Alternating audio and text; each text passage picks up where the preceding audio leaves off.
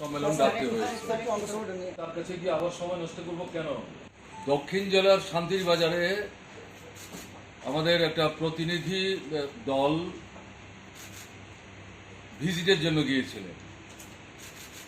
তার পেছনে মূল কারণ গত 5ই মে মহামতি কার্ল মার্কসের জন্মের 204 বছর পূর্তি উপলক্ষে ত্রিপুরার বিভিন্ন জায়গার মতো শান্তির বাজারে 3 বছরের বেশি সময় ধরে যে পার্টি অফিসটা বন্ধ, তার সামনে তারা তার একটা ছবি রেখে ফুল মালা দিয়ে শ্রদ্ধা জানিয়েছিলেন। এরপর তারা বাড়িতে ফিরে যাওয়ার পর যারাই এই অনুষ্ঠানে অংশগ্রহণ করেছিলেন বাছাই করে করে তাদের প্রত্যেকের বাড়িতে এবং এর মধ্যে বিশেষ করে একটু নেতৃস্থানীয় যারা, তাদের উপরেও দৈহিক আক্রমণ সংঘটিত করে এবং হাসপাতালে যাওয়ার মতো কোনো সাহায্য সহযোগিতা তারা পাচ্ছিলেন না। শেষ পর্যন্ত এখান থেকে বাদলবাবুরা যোগাযোগ করেন, পুলিশ গিয়ে একজনকে হাসপাতালে নিয়ে যান, কিন্তু হাসপাতালে থ্রেটেন্ড হন, ফলে সেখান থেকে সূর্য উদয় হওয়ার আগেই পালিয়ে চলে আসে। এগুলি সমস্ত শোনার পর আমাদের মনে হয়েছে যে এদের সাথে আমাদের সাক্ষাৎ করা দরকার। তো আজকে আমরা সেখানে যাই। কালকে ডাইরেক্টর জেনারেল অফ পুলিশ তাকে আমাদের এই যে ভিজিটটা হবে আগাম জানানো হয় এবং কারা কারা যাবেন সেটাও আমরা উল্লেখ করি। আগরতলা থেকে কটার সময় আমরা বেরোবো সেটা আমরা উল্লেখ করি। আমাদের অন্য কোনো প্রোগ্রাম ছিল না এবং চিঠিতে পরিষ্কারভাবেই বলা হয়েছিল যে এই যে আক্রমণ হলো, শাসক দলের কর্মীরাই আক্রমণ করেছেন, আক্রান্ত পরিবারগুলোর সাথে কিছু কিছু, সব না, কারণ গ্রামের ভেতরে পরিবার আছে, আমরা সাক্ষাৎ করতে যাব। এখন আপনারা যেটা ভালো বুঝেন ব্যবস্থা নেবেন। তো আমরা সকালবেলা রওনা হয়েছে। আমাদের সঙ্গে আমাদের এই টিমের মধ্যে ছিলেন বাদল চৌধুরী, নারায়ণকর প্রাক্তন রাজ্যসভার সদস্য, আমাদের পার্টি নেতা, এবং ওই এলাকাটাতে পার্টি ইত্যাদি দেখবার ক্ষেত্রে তার একটা বিশেষ দায়িত্বও আছে। অভিনন্দন জানাচ্ছি তাকে। কিন্তু তার যে এই বিবৃতি, তার যে এই প্রতিশ্রুতি এবং তার যে এই নিন্দাবাদ, তার মানে তার দলের লোকদের বিরুদ্ধে, দলের তো সবাই এই কাজগুলি করছে, ঘটনা তা না, একটা ছোট্ট অংশ। এর পরিপ্রেক্ষিতে ভবিষ্যৎ দিনে যেভাবে আমাদের মুভ করার ক্ষেত্রে তিনি বললেন কোনো অসুবিধা হবে না, এটা দিন না গেলে বাস্তবের মাটিতে কি ঘটছে না দেখা পর্যন্ত চট করে আগাম কিছু মন্তব্য করা ঠিক হবে না। তাহলে এই স্টেটমেন্টের সঙ্গে মিলিয়ে আজকের যে ঘটনা, আমি অনুরোধ করব সাংবাদিক বন্ধুদেরকে যে আপনারা বুঝবার চেষ্টা করুন। সেদিন যে কথা আমি বলবার চেষ্টা করেছিলাম তার ভেতরে যে মানে কারণ ছিল, আজকের ঘটনা কিন্তু তা পরিষ্কার হয়ে যাবে। এখন সাংবাদিক বন্ধুরা কেউ কেউ সেখানে যে বাড়িটিতে গিয়ে কথা বলছিলাম ওখানে ঢুকে আমাদের সঙ্গে কথা বলতে চাইছিলেন। আপনাদের এখানে এসে কথা বলবো এর জন্য মানসিকভাবে প্রস্তুত ছিলাম না। এখানে আসার পর আমাদের বন্ধুরাও বললেন যে সাংবাদিকরা এখানে যারা আছেন তারা তো জানতে চাইবেন, আপনারা যেহেতু ফিরে আসছেন বোধহয় তাদের সাথে কথা বলা উচিত হবে। তাই আপনাদের সাথে মিললাম। ওখানে আমি যা বলেছি এখানে আমি তাই বলবার চেষ্টা করছি। এটা কি হচ্ছে? এটা হচ্ছে বিজেপি দলের মধ্যে কমিউনিস্ট ভীতি এমনভাবে ঢুকেছে, তার থেকে আত্মরক্ষার জন্যে তারা এই সন্ত্রাসের পথ দিনের পর দিন বাড়িয়ে চলেছে। বিশেষ করে আমরা যেটা দেখছি গত এডিসি নির্বাচনে তাদের ভরাডুবি, এবং সাম্প্রতিক অতীতে ভারতবর্ষের 5টা মানে বড় ছোট রাজ্য, তাতে যে বিধানসভার নির্বাচন হয় তাতে যে তাদের ভরাডুবি, আসাম বাদ দিলে পর, এরা বুঝতে পারছে যে পায়ের তলার মাটি সরে যাচ্ছে জাতীয় স্তরে এবং ত্রিপুরায়। আর কমিউনিস্টরা তারা যেই ধাতুতে গড়া, সমস্যাপীড়িত মানুষ, তাদের থেকে তাদের আলাদা করা যাবে না, তাদের সঙ্গে তারা যোগাযোগ রাখবে, তাদের সমস্যা নিয়ে ভাববে, চিন্তা করবে, তাদের মোবিলাইজ করে রাস্তায় তারা আছে, রাস্তায় তারা থাকবে, তাদেরকে প্রতিহত করা যাবে না।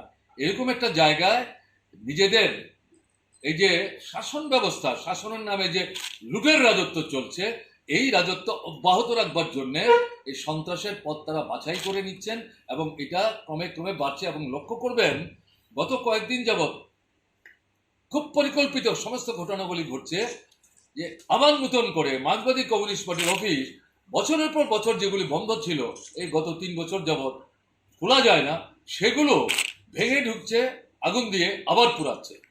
7বার 8বার যে অফিস বাড়ি আক্রান্ত হয়েছে, 3বার 4বার যে অফিস বাড়ি আক্রান্ত হয়েছে, সেইগুলো আবার নতুন করে আক্রমণ করছে, আগুন দিয়ে পুড়িয়ে দিচ্ছে, লুটপাট করছে এবং এই সঙ্গে সঙ্গে এই দৈহিক আক্রমণ বাড়ছে। কাজে এগুলো আপনা আপনি হচ্ছে স্বতঃস্ফূর্তভাবে তাদের কিছু মানে উচ্ছৃঙ্খল সমর্থক করছে। এভাবে বললে তো ব্যাপারটা আমরা গ্রহণ করতে রাজি না। এটা রাজ্যের যে কেন্দ্রীয় নেতৃত্ব, সর্বভারত নেতৃত্বের কি ভূমিকা আছে সেটা চট করে আমি বলতে যাচ্ছি না।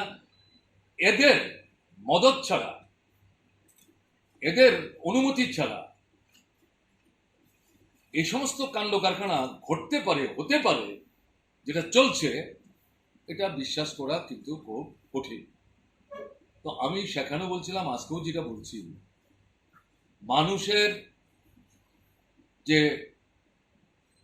স্মরণের যে ভান্ডার, স্মরণ শক্তির যে ভান্ডার, তাতে কিন্তু এই ঘটনাগুলো জমছে, স্তূপীকৃত হচ্ছে।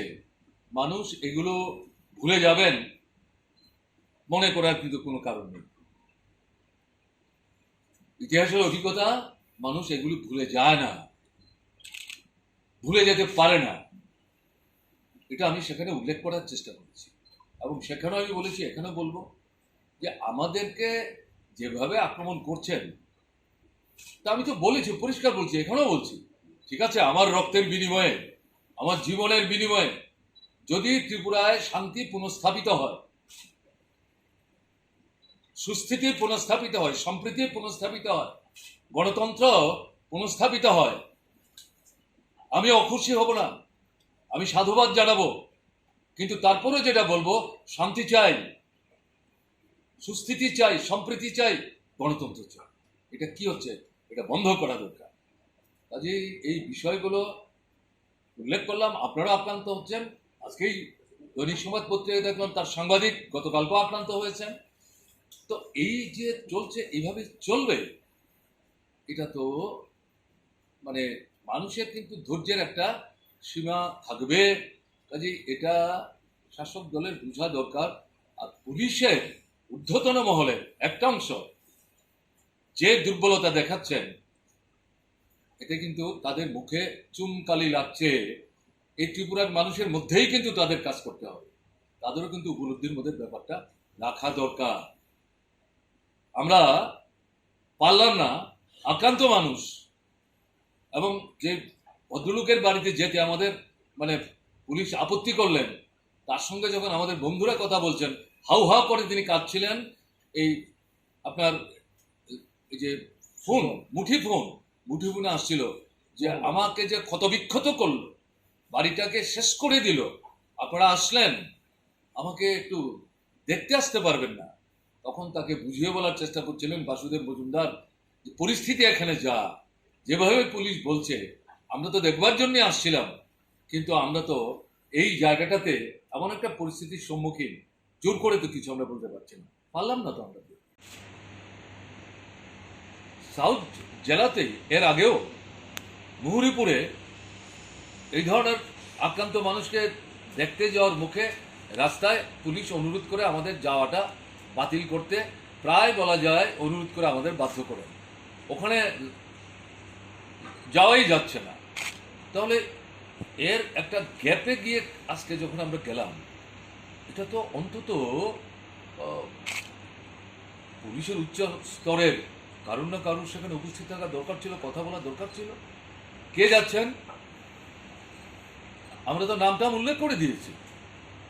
আমরা দেখলাম আমাদের সামনে কেউ আসছে না, বারবারই ওই থানার যে ওসি ভদ্রলোক তাকে পাঠিয়ে দিচ্ছেন, বাকিদের তো আমরা চিনিও না। তো সেও ঢিল পাটকেল খাচ্ছিল, আমরা লক্ষ্য করছিলাম।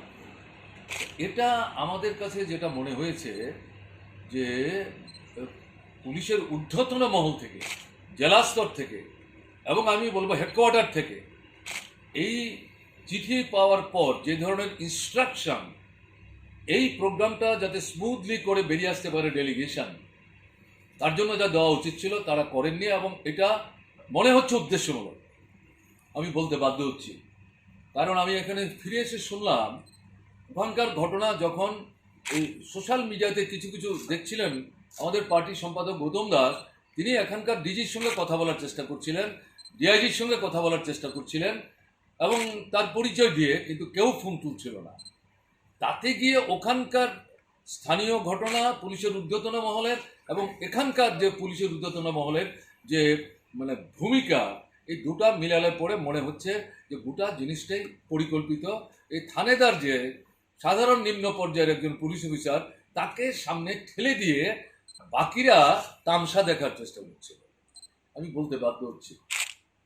এখন প্রশ্ন হচ্ছে, এই ঘটনাগুলি না বললে পরে আপনারা হয়তো ব্যাপারটা বুঝতেই পারতেন না, তার জন্য আমি ঘটনাটা বললাম। আমি পেছন দিকে নিয়ে যাব। বিধানসভার সর্বশেষ অধিবেশন হয়েছে মার্চ মাসে, এটা বাজেট সেশন হচ্ছিল, যদিও স্বল্প সময়ে। তাতে ত্রিপুরায় ককবরক ভাষা শহীদ ধনঞ্জয় ত্রিপুরায়, তিনি যে জুলাই বাড়িতে খুন হয়েছিলেন পুলিশের গুলিতে কংগ্রেস শাসনে, প্রত্যেক বছর সেই দিনটিতে তাকে শ্রদ্ধা জানিয়ে শহীদ দিবস পালন করা হয়। সেই দিনে এই অনুষ্ঠানে অংশগ্রহণ করবার জন্য বাদল চৌধুরী বিলিয়নিয়ার থেকে যাচ্ছিলেন, সেই গ্রামটাতে তিনি আক্রান্ত হয়েছিলেন। তার উপরে একটা রেফারেন্স বিধানসভার মধ্যে আনা হয়েছিল। সেই রেফারেন্সের পরিপ্রেক্ষিতে মুখ্যমন্ত্রী একটা স্টেটমেন্ট দিয়েছিল যে না না, এটা তো ঠিক না। আমাদের বিধায়করা জানতে চাইছিলেন বিষয়টা কি হচ্ছে। আমরা বিধায়ক আমাদের নিজেদের নির্বাচিত এলাকায় যেতে পারছি না। আমরা কি শুধু আমাদের নিজেদের বিধানসভা এলাকার প্রতিনিধি? ত্রিপুরার অন্যান্য মানুষ যারা সমস্যায় পড়েন, তাদের সুখে দুঃখে বিপদে আপদে তাদের কাছে তো আমাদের যেতে হবে। তা আমরা দেখছি আমাদের কাউকে যেতেই দিচ্ছেন না আপনারা। আক্রান্ত হচ্ছি আমরা, প্রতিরুদ্ধ হচ্ছি আমরা, দৈহিকভাবে নির্যাতিত হয়েছেন আমাদের বিধায়করা। এটা কি চলছে? এটাই চলবে কিনা? মুখ্যমন্ত্রী দাঁড়িয়ে বিধানসভায় স্টেটমেন্ট করলেন যে না না, কোনো মতে এটাকে সমর্থন করি না, এটা নিন্দনীয়। এবং বিধায়করা, এবং শুধু বিধায়ক না, সব দলের লোকরা, শুধু তাদের বিধানসভা কেন, ত্রিপুরার সব জায়গায় যাবেন, এই বাধা দেওয়ার বিষয়টাকে আমরা সমর্থন করি না, এটা কোনো মতেই আমরা মেনে নেব না, এটা যাতে না হয় আমরা দেখব। এই স্টেটমেন্ট কিন্তু উনি করলেন। দেখা করতে যাওয়াটাই অপরাধ। তাদের মারলো, লুট করলো, হাসপাতালে যেতে দিত না, হাসপাতালে চিকিৎসা করতেও তারা নিরাপত্তা বোধ করলো না। এই পরিস্থিতিতে আমরা যেতে চাইলাম, এটাই আমাদের অপরাধ। কেন গেলাম? তারা যা খুশি তা করবে, এর বিরুদ্ধে খোঁজ খবর নেওয়া যাবে না, কথা বলা যাবে না, প্রতিবাদ করা যাবে না। আর কিছু আছে কারো? কিছুদিন আগে বিজেপির কার্যালয়ে মুখ্যমন্ত্রী সাংবাদিক সম্মেলনে বলেছেন 2018 সালের পর তাদের ক্ষমতাকালে একটি ধরনের ঘটনা ঘটেনি, যেমনটা পশ্চিমবঙ্গে ঘটেছে। কি বলবেন আজকে? আপনি ওই দিনই প্রশ্ন করেছিলেন, সেদিন তো উত্তর দিয়েছি। একই প্রশ্ন প্রত্যেকদিন করলে কি জবাব দেবো? একই তো জবাব দেবো। পরপর বিশেষ করে আপনার উপর, আপনি মানে বিরোধী দলনেতার উপর বেশ কয়েকটি জায়গায় যাওয়া যাচ্ছে না এবং আপনি যেতেও পারছেন। আজকে একেবারে এই ধরনের ঘটনা, আর আজকের ঘটনা যে জায়গাতে সরাসরি যে ভিডিওগুলো সামনে এসছে সেটা এই রাজ্যের বুকে আর ঘটেনি, এই সামাজিক মাধ্যমগুলোতে ছড়িয়ে পড়েছে। ব্যক্তিগতভাবে প্রশ্নটা নয়, বিরোধী দলনেতা এই রাজ্যে কোনো জায়গাতে যেতে পারছেন, এই রাজ্যের এই পরিস্থিতিতে কি প্রতিক্রিয়া পাচ্ছেন? এতক্ষণ তো তাই বললাম। এতক্ষণ কি বললাম? তাহলে বুঝতে পারছেন আমরা রাজ্যটাকে কোথায় নিয়ে যাওয়া হয়েছে। আইনের শাসন নাই, জঙ্গলের শাসন। এবং এটা একদলীয় স্বৈর শাসন, ফেসিস্টসুলভ যে কায়দা, সেই কায়দায় ত্রিপুরার মানুষকে দাবিয়ে রাখার চেষ্টা হচ্ছে। কোনো প্রতিবাদ করা যাবে না, চলবে না, এটা চলতে পারে না। এই যে আজকে জঙ্গলের শাসন আমরা বলছি, এটা কি শুধুই কথার কথা? এটা শুধু কথার কথা না। এই অবস্থা থেকে বেরোবার জন্য মানুষের কাছে যেটা আমরা বলবো, দল মতের ঊর্ধ্বে উঠে, সময় অনেক গেছে, আর বোধহয় সময় হাতছাড়া করা ঠিক না। প্রতিবাদ সেখানে সম্মিলিতভাবে সমস্ত মানুষের জানানো দরকার, সোচ্চার হওয়া দরকার আছে। এই আমার বক্তব্য। এটাই আপনাদের সংক্ষেপে উপস্থিত করার জন্য আমরা ডাকলাম। এই হঠাৎ করে ডাকা এই যে সম্মেলন, তাতে আপনারা খাওয়া দাওয়া ছেড়ে এসছেন, তার জন্য আপনাদের ধন্যবাদ জানাই। এবং এই সময় আপনাদের সামনে কথা বলতে হলো, তার জন্য দুঃখ প্রকাশ করছি, কিন্তু কোনো উপায় নেই। সন্ধ্যা 6টা থেকে তো আবার কারফিউ শুরু হয়ে যাবে, স্বাভাবিক কারণে সেই সময় আপনাদের ডাকা যাবে। এই আমাদের